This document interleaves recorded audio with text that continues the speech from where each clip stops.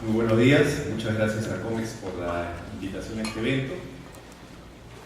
Lo que voy a presentar es básicamente un diagnóstico sobre el estado de la infraestructura en el Perú, con algunas laminitas, la brecha de infraestructura y algunas recomendaciones sobre cómo avanzar en este aspecto. Entonces, una primera cosa importante es que en el ranking de competitividad comparados contra nuestros aliados de la Alianza del Pacífico, estamos en el puesto 55, por debajo de Chile, Colombia y México. Y si nos fijamos en uno de los cuatro ejes de este diagnóstico, en el caso de infraestructura, estamos de lejos detrás de ellos en el puesto 61. Eso es una mala noticia, a pesar de que este ranking es del 2017, en el 2018 seguimos en la misma situación. Y si miramos un poquito en detalle el indicador internacional de calidad de la infraestructura, Perú obtiene 3.2 sobre 7, y como vemos en este gráfico, en el puesto muy atrás con respecto de países de América Latina y del mundo. Sin embargo, los rankings internacionales en cuanto a predisposición para hacer APPs, en cuanto al ambiente, en cuanto a la normativa, indica que Perú es un país atractivo para la inversión en APPs y nos sitúa en tercer lugar detrás de Chile y Brasil.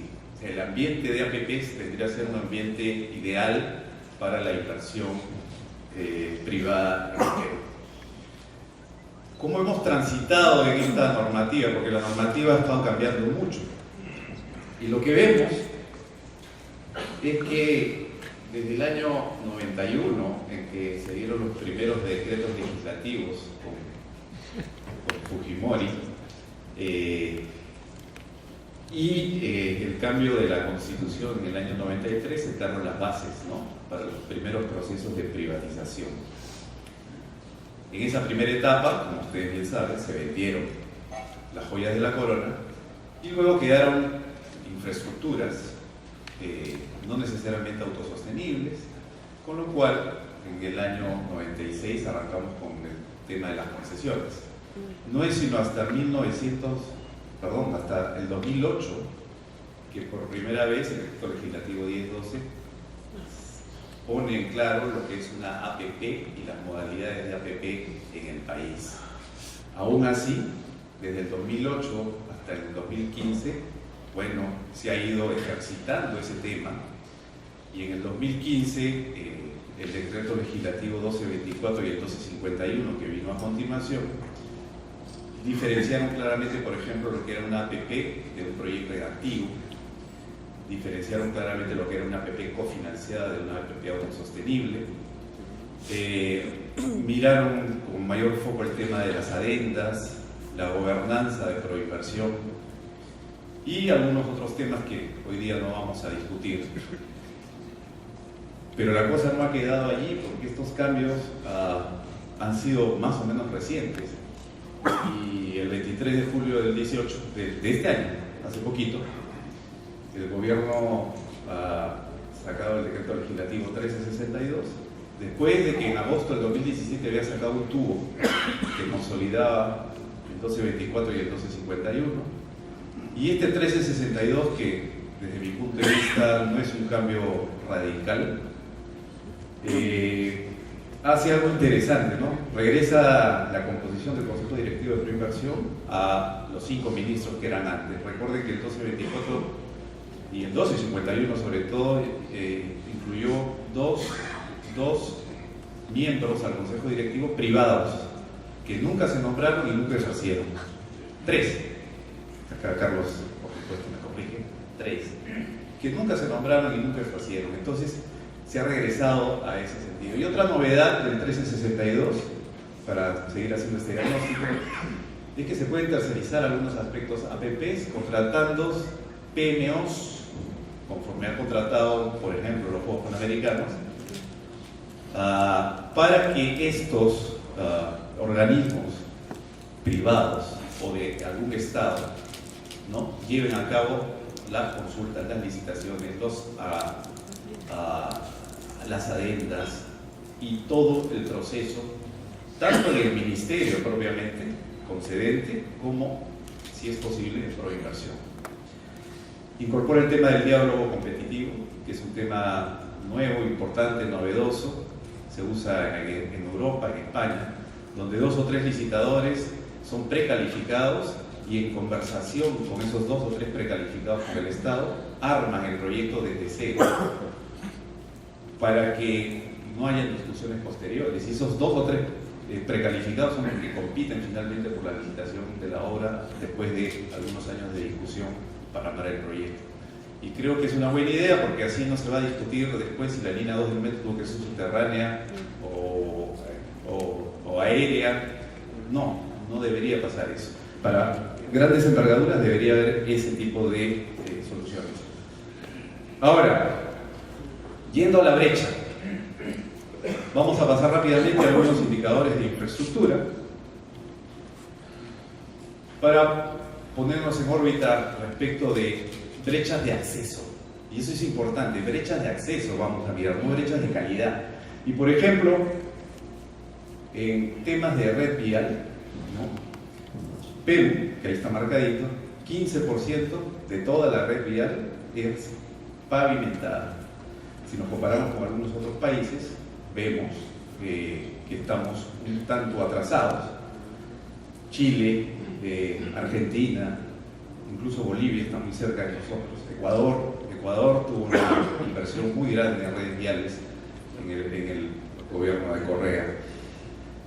Luego el Perú no es un país ferroviario, desde el mismo hecho que tiene pocas líneas de metro, ¿no?, en realidad una sola. Si comparamos esta performance con otros países, como ven en la figura, incluso hemos tenido una caída, desde hace años no avanzamos en líneas de metro, ni en ferrocarriles en general. Luego, en acceso a electricidad, estamos también por debajo del promedio de América Latina, 92.9 contra el 97% de acceso, y entendemos pues que esa brecha es difícil de avanzar. En cuanto a usuarios de Internet, esta es una publicación de CEPAL, bien interesante, con datos del 2015, lo que es bien importante. Estamos también en una posición rezagada por debajo del promedio de 20 países de América Latina, aunque hemos crecido en acceso, estamos alrededor del 40%. Y luego, en acceso a fuentes de agua, en general, América Latina tiene una cobertura de 96.2 y Perú 89.9. Y ojo que ahí dice consumo mejoradas al menos básicas, ¿no? Estamos hablando nuevamente de acceso y no de calidad. Y si nos vamos esta es la última lámina, en este sentido, al caso rural, ahí estamos sumamente golpeados. 85.7% en América Latina y 72.4% en el Perú. Si ese mismo porcentaje lo calculamos para redes de agua seguras, no básicas, sino seguras, el porcentaje de 72.4% para el Perú cae a 15%. Son estadísticas del propio Ministerio de Vivienda, Construcción y Saneamiento. Entonces, estas brechas de acceso, ¿no?, de alguna manera nos muestran el atraso que tiene Perú en infraestructura, y eso se refleja cuando queremos analizar la brecha de infraestructura. Hay dos formas de medir la brecha de infraestructura, y esta publicación, como dijo Jessica, la hicimos en la universidad en el año 2015. Ya debe estar obviamente desactualizada. Y esas dos brechas son la brecha vertical y la brecha horizontal. La brecha vertical, ¿qué es? Es lo que necesita invertir el Perú o cualquier país para sostener el crecimiento de la economía dados sus factores internos y externos, dado el tamaño de la economía, dado su situación geográfica, dado su posición económica y dado una serie de factores que hacen que la infraestructura tenga que acompañar el crecimiento en los siguientes años. En cambio, la brecha horizontal se puede medir a partir de los indicadores que acabo de mostrar. Es cuánto le falta al país para tener los indicadores de algún grupo de países o algunos otros países con los cuales me quiero comparar. Entonces tenemos una senda de crecimiento en los próximos 10 años y la infraestructura a través de la brecha vertical tiene que acompañar ese crecimiento. Pero también podemos dar saltos discretos, ¿no es cierto?, para poder compararnos con aquellos países o con aquellos grupos de países con los cuales deseamos compararnos. Entonces esto es matemática. Solo hay que proyectar algunas variables de crecimiento y de comparación con otros países. No es tan complicado. Y eso lo hicimos en el año 2015 y proyectamos la brecha de infraestructura para los próximos 10 años. Esa brecha de infraestructura arrojó este numerito, 159.551 millones de dólares para los próximos 10 años. Comandado, en primer lugar, la brecha más grande aparece en el sector transporte, con casi 60.000 millones de dólares, energía, con 30.000 millones de dólares, telecomunicaciones, 27 millones de dólares, agua, saneamiento, hidráulico, educación y salud, que fueron los sectores que analizamos. Si uno mira esto en detalle, en la siguiente lámina, se puede ver la desagregación de los números, insistiendo nuevamente que esta es una brecha de acceso. Por ejemplo, en el caso de agua y saneamiento, solo considera acceso al servicio y no mejoras en las conexiones existentes. Si uno mira la brecha en educación, se va a dar cuenta que también se contemplan únicamente incrementos en cobertura y no necesariamente la refacción o la rehabilitación de los colegios dañados. En el caso de transporte, vemos una brecha muy importante en temas de kilómetros de la red pavimentada, en kilómetros de la vía férrea, en aeropuertos. Arturo ya les va a contar cuál es la brecha en aeropuertos seguramente y qué es lo que falta de inversión en ese caso. Pero digamos que este es, matemática, ¿no?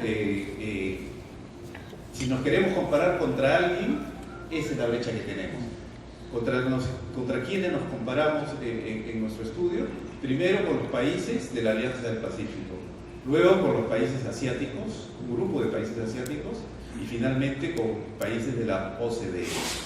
La publicación está en la página web de AFIN y allí pueden ver los detalles de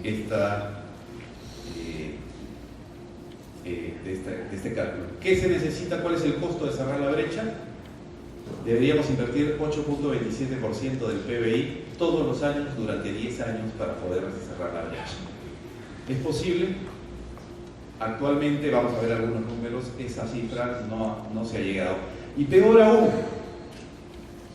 en el 2016 hemos sido castigados por la naturaleza con el fenómeno del Niño y eso ha creado una nueva brecha. Esta brecha ha sido calculada en alrededor de 7.000 millones de dólares, 25.000 millones de soles. Esto no está en los cálculos que hicimos nosotros, porque es destrucción, ¿no es cierto?, de infraestructura que existía. Lo lamentable, y este es un cuadro de mayo de este año, es que de los 25.000 millones de soles, tan solo se han invertido 2.481 millones de soles, de los cuales aún solo se han terminado 847 millones de soles.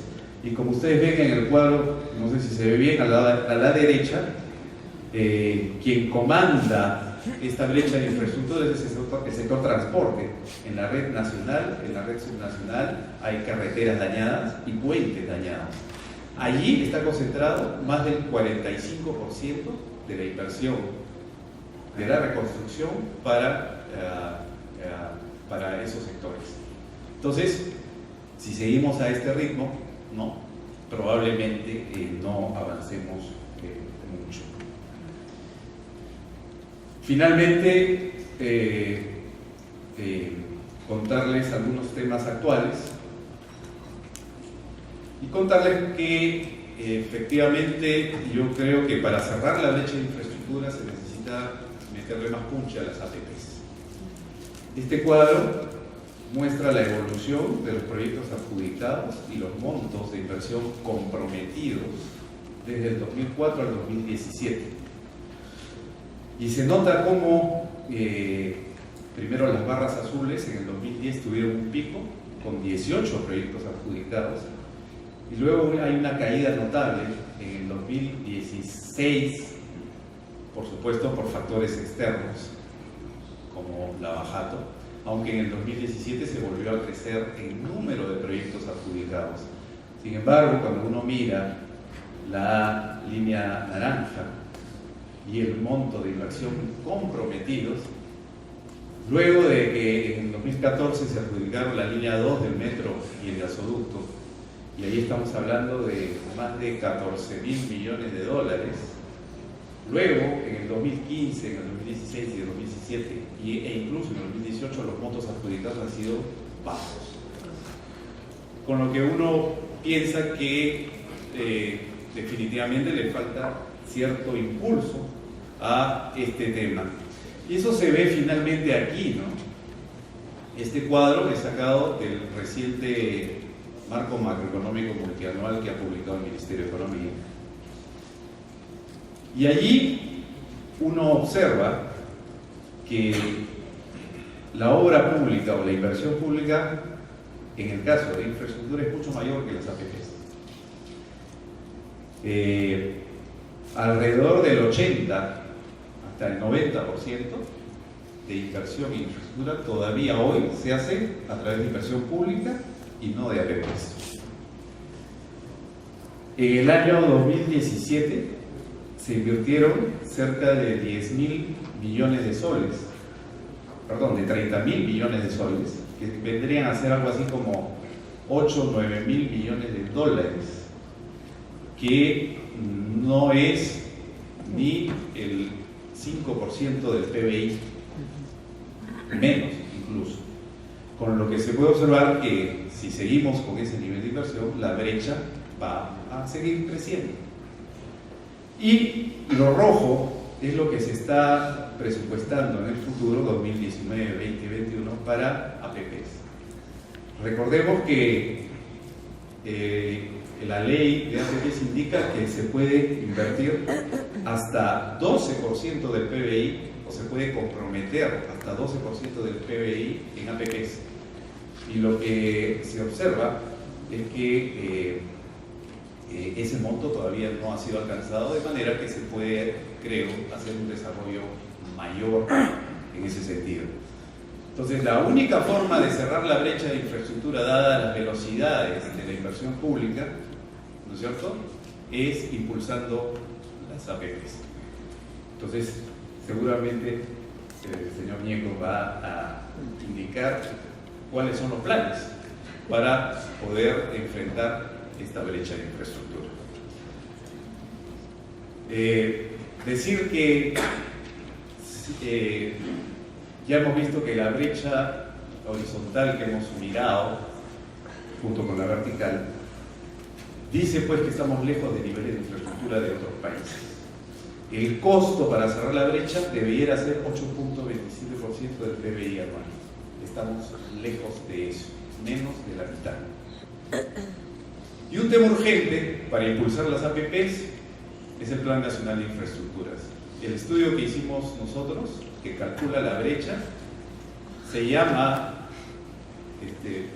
se le denominó muy optimistamente Plan Nacional de Infraestructura, pero si ustedes se lo bajan de la página web de AFIP, no es un Plan Nacional de Infraestructura, está lejos de ser un Plan Nacional de Infraestructura. Un Plan Nacional de Infraestructura es más que lo que hay ahí. Hay que priorizar, hay que decir cómo se financia, hay que decir qué va primero, qué va después, hay que decir muchas cosas. Y el Perú no tiene un Plan Nacional de Infraestructura hace 15 años, hace 20 años, hace 30 años, desde que había algo que planificar. Y en ese sentido urge este Plan Nacional de Infraestructura. Pero no solo se trata de escribir un plan, creemos que también la capacitación del sector público para las APPs debe ser impulsado, pero de eso seguramente se va a hablar más adelante. Eso es todo, muchísimas gracias.